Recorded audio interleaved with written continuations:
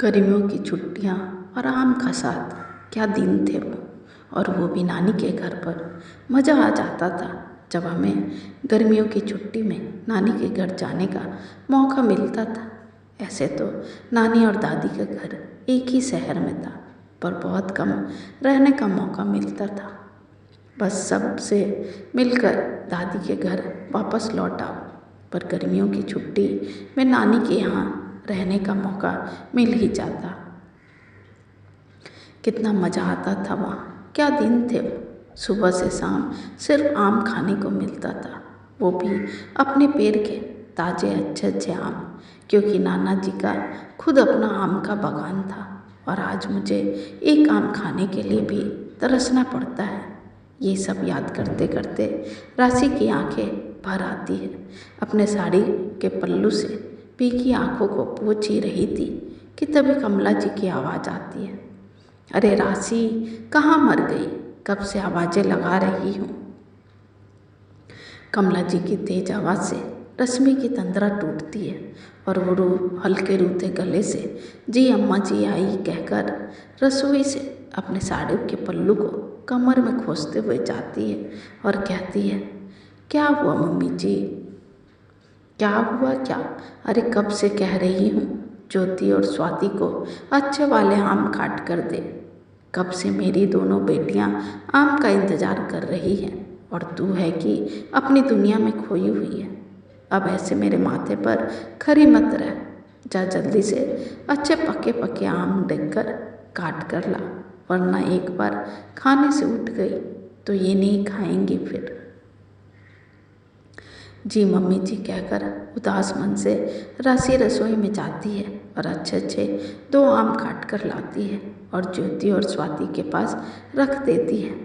दोनों बेटियां बड़े प्यार से आम का स्वाद लेकर खा रही थी, जिसे राशि बड़े गौर से देख रही थी कि तभी कमला जी चिढ़ते हुए कहती हैं, कभी किसी को आम खाते नहीं देखा क्या, जो मेरी बेटियों को नज़र लगा रही हो।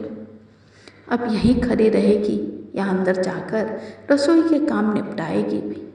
कमला जी की ठेस पहुंचाने वाली बात सुनकर राशि के आंखों के घोर गीले हो जाते हैं और वो वहाँ से रसोई में चली जाती है। रसोई में काम खत्म करके जैसे ही वो खाने बैठती है, कमला जी एक आधा सड़ा गला हुआ आम लेकर आती है और राशि से कहती है, ये ले आम खा लेना वह बहू, वरना मेरी बेटियों के आम नहीं बचेंगे, जिसे आस भरी नज़रों से तार रही थी तू। राशि सूखी रोटी और थोड़े बचे हुए आलू गोभी की सब्जी के साथ जैसे तैसे खाना खा रही थी और अब सड़े हुए आम को देखकर उसका मन और खराब हो गया। कमला जी के वहाँ से जाते ही राशि सारे खाने को और आम को प्रणाम करके कचरे के डब्बे में डाल देती है और अपने कमरे में जाने लगती है कि तभी कमला जी आवाज़ देती है, राशि, ये क्या तरीका है खाने को कचरे के डिब्बे में फेंकने का? अरे ये मेहनत से कमाए हुए पैसों से आते हैं, ऐसे ही फ्री में नहीं मिलते। जो पूरा का पूरा खाना कचरे में डाल आई, ज़रूरत से ज़्यादा मिल जाने से यही होता है, अन्नपूर्णा देवी का अपमान ही होता है। और मम्मी जी, कुल की जो कुल वधू है उसका क्या, उसके अपमान का क्या? अरे कौन देता है ऐसे अपनी बहू को सड़ा गला आम? इससे अच्छा तो नहीं देती तो ठीक था, कम से कम आम खाने की ललक तो बाकी रहती। शायद आपको पता नहीं मम्मी जी, मैंने जितने आम अपने बचपन में खाए हैं उतना तो कोई खाया भी नहीं होगा।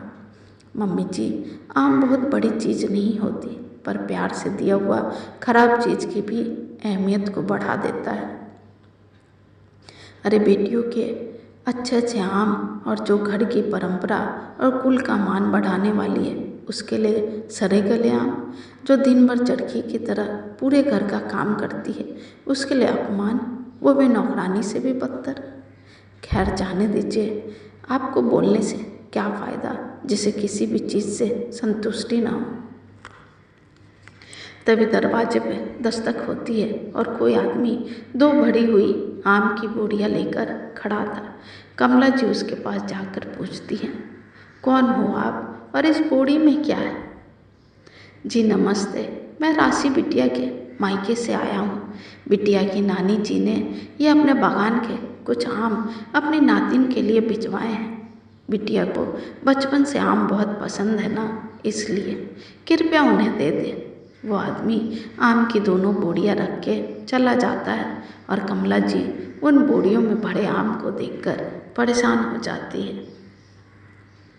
करीब 100 आम थे, वो भी बिल्कुल ताजे ताजे पेड़ के टूटे हुए, जिसे देखकर कमला जी मन ही मन सोचने लगी, मैं अभी अभी राशि को एक सड़ा गला आम देकर आई, ये कहकर कि खा लेना वरना मेरी बेटियों के आम बचेंगे नहीं। और यहाँ उसके लिए भर भर के आम आए हैं जिस पर सिर्फ उसका हक है। दूर खड़ी राशि को कुछ कहने की जरूरत नहीं पड़ी और कमला जी के गालों पर जोरदार तमाचा भी पड़ गया। अब राशि को आम को हसरतों की निगाहों से देखने की जरूरत भी नहीं पड़ती थी, बल्कि जब मर्जी तब पूरे हक से अपना मन पसंदीदा आम खा लेती थी और घर परिवार में भी बांट देती थी।